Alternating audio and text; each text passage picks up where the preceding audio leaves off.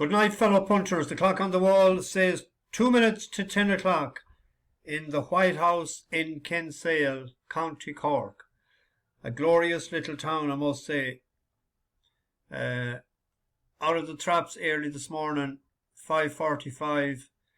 Got out of Dodge at 6:15, and the last 3 or 4 trips I went on, forgot nothing. Forgot 3 things this morning. I forgot a second pair of shoes. That was the most important thing. But I might buy a pair if I need them. And there was 2 other things I forgot. Mine wasn't just tired. I was tired getting out of the cot this morning. I'm tired tonight. After having half an hour there earlier on the bed when I seen it. So traffic was brutal. It was pissing out of the heavens on the way to Dublin this morning. I nearly had to change the wiper blades when I got to Dublin. And I had to pick up. It took me from 6:15 when I left the house, and I didn't pick up the people in Dublin until 20 to 10.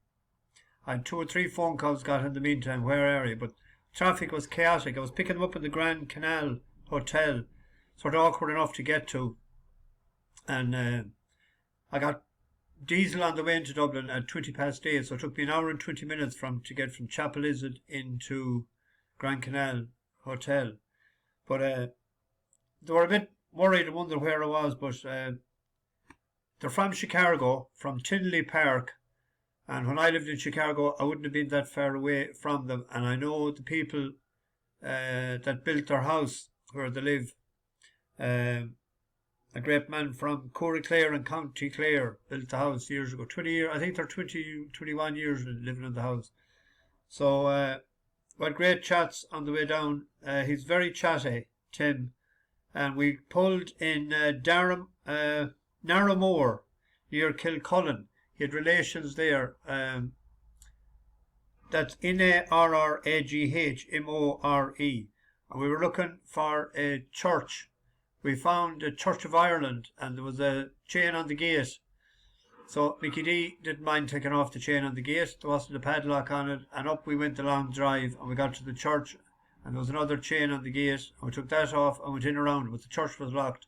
But he took a few photographs anyway. I don't know. I don't think it was the church that his descendants was in, but he was happy to get something with the name and photographs in the village and by the post office, and there was a pub there as well. Elms or Eli's or something, a short name. So we headed from then and we were heading for Kinsale, but they were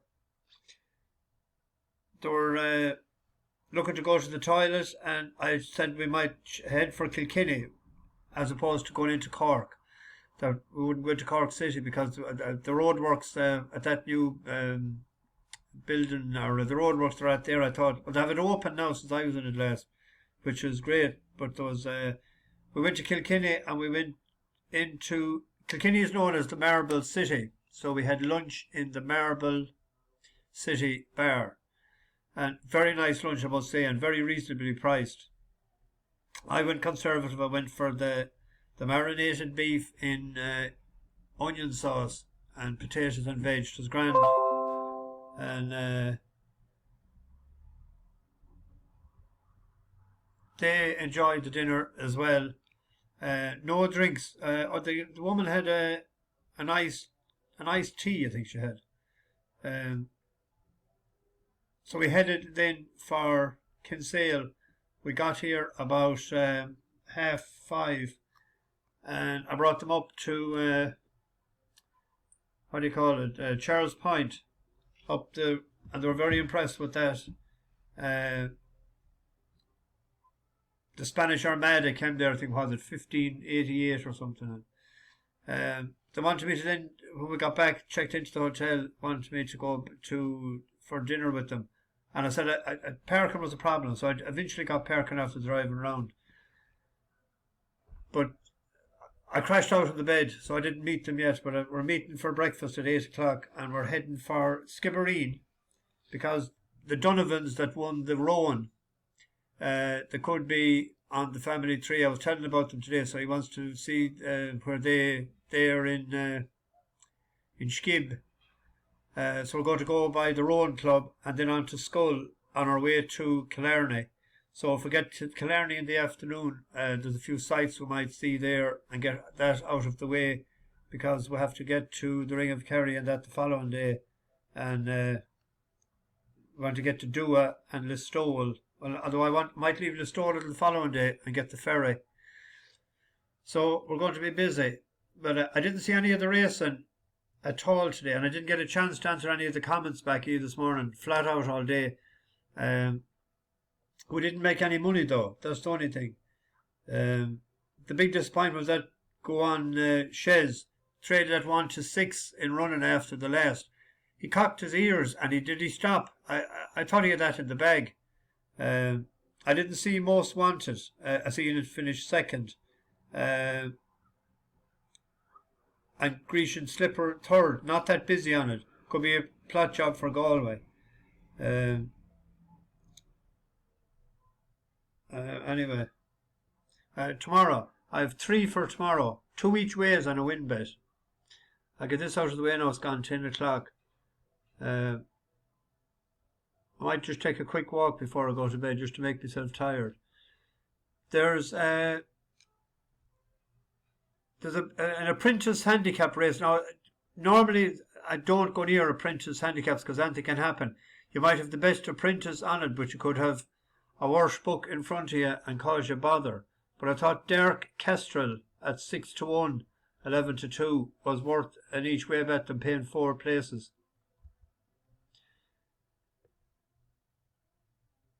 It's well enough bred. Oh, 7 to 2 with Betfred. He's skimpy. But I won over 6 furlongs in Doncaster, and it was in a good handicap there. It's only beaten 9 lengths that Quina won. He racked up 6 in a row. That was over 6. He's better over 7, I think.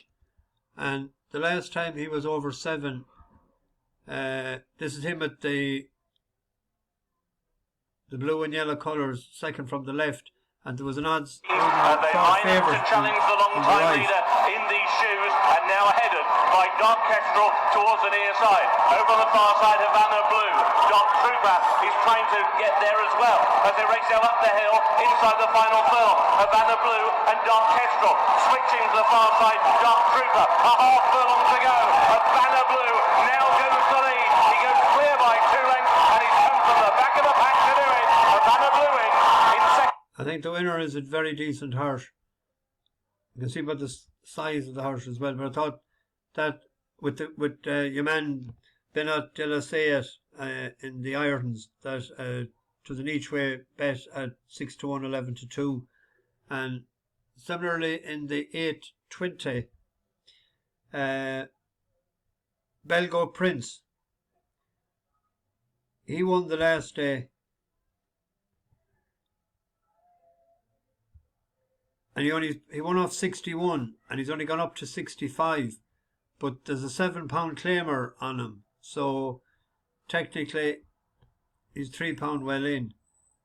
But I had said prior to the last race that I'd prefer this if it was a longer distance. And he got the job done at a nice price for Tony Merton. But the horse that finished 5th there, Liberated Light, that was gambled on 20th into 9 to 2 joint favourite, I think, for that race, and that won tonight. It won the maiden in, so that's given a bit of substance to that for him. That was for the Kylies tonight, and the Gleasons. There's an old reliable of ours there, Barometer, but I think at 8 he's not improving. But Belgoprince, 6-year-old, only up to £4, so he could be still well in, and the step up and trip will suit. But he's a big price. Let's see what price the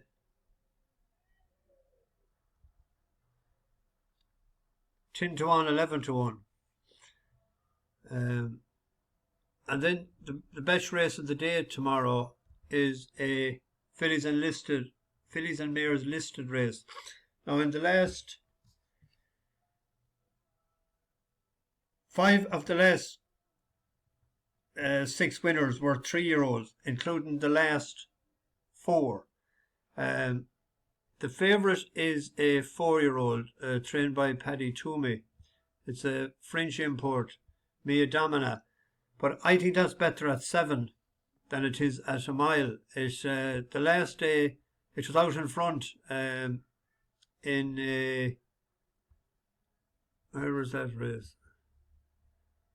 It was the Gladness Stakes Group 3. That's it there in the lead in front, but it gets outstayed. Park and Nightcliff racing inside the final furlong. Ma Domina is just the leader from Caddy, the one who's challenging hard in the centre. Goal down at the far side, running on is Cosmic Vega. It's a wave of 350 yards to go, and it is Goal down with a finishing kick on the far side. That was over 7, and it was caught.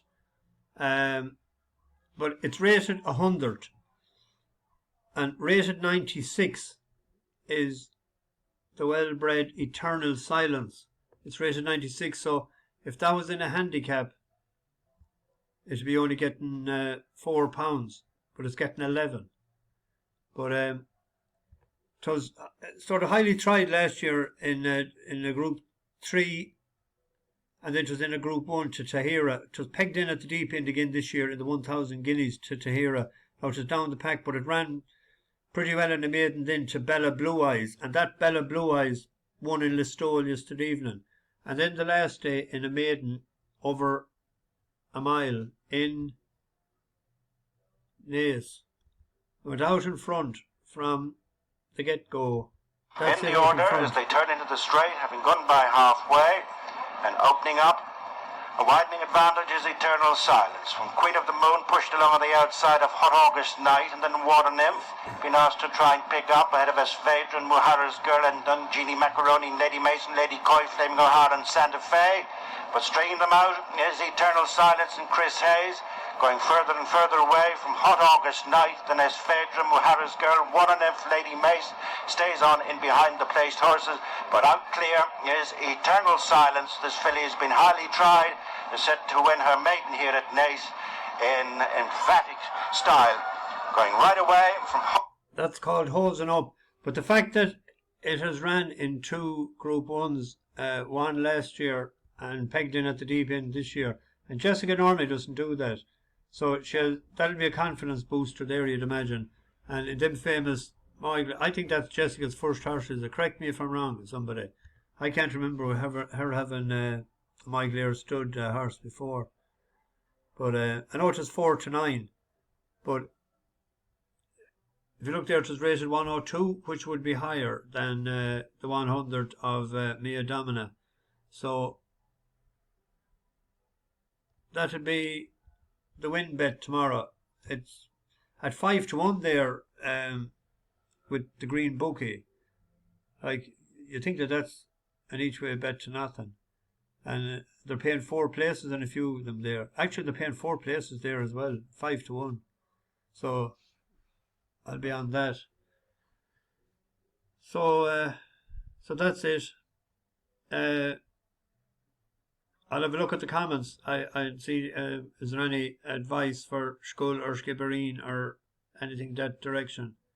Might have a quick walk. There's a spar across the street is open until 11, so I might have a 99. I won't have any pint tonight. I might have one tomorrow night. Bash the bookies, over and out.